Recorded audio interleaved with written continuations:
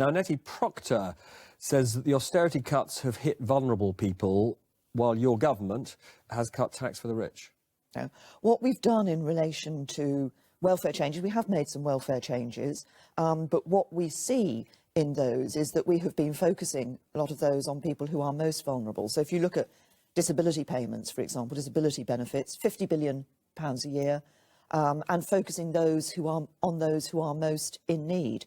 But in all of our changes for welfare benefits, like for job seekers and disabled people, we've also putting an emphasis of trying to help people get back into the workplace. I think work is the best route out of poverty, and putting an emphasis on ensuring that work always pays.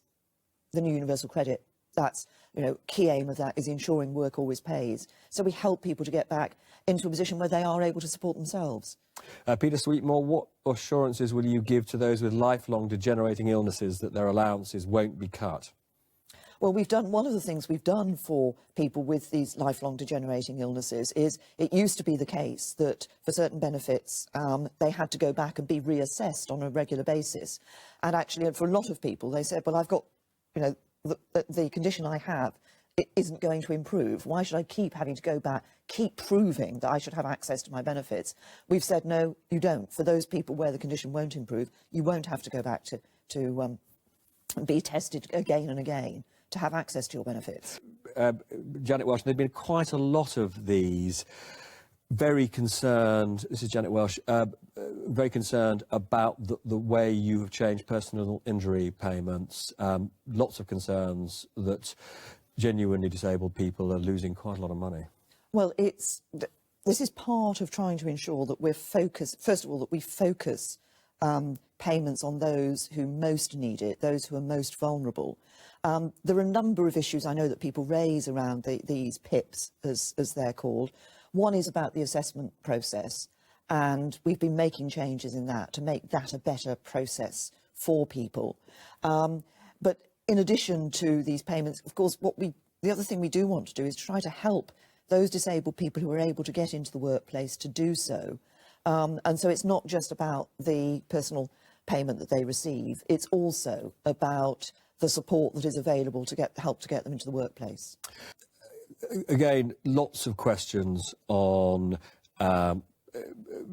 disability payments, and there's one here about a nephew with a severe learning disability, and the man from obviously the outsourced company responsible for giving evidence not turning up in a court case, and then there are others about, there's one from Adam Knight about the misery that he says you put disabled people through by reducing their benefits.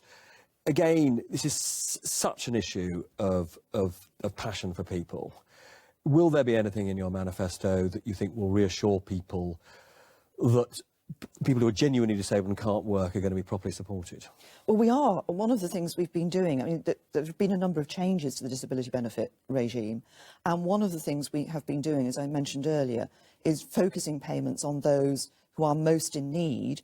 But then for those who are, some of the changes that may be being referred to have been around those who are considered to be eligible to get into the workplace, where there are also other support available to help them to get into the workplace. But I think the questioner has touched on this issue of the assessment that is made, and we recognise that there have been some issues around that process of making assessments.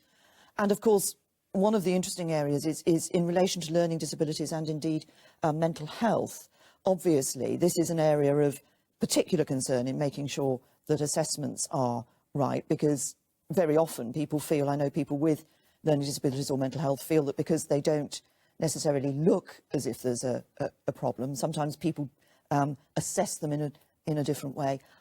We want to make sure that we're getting those assessments absolutely right for those people. And of course, I've announced quite a lot of changes that I want to make for mental health so that we get away from the stigma of mental health.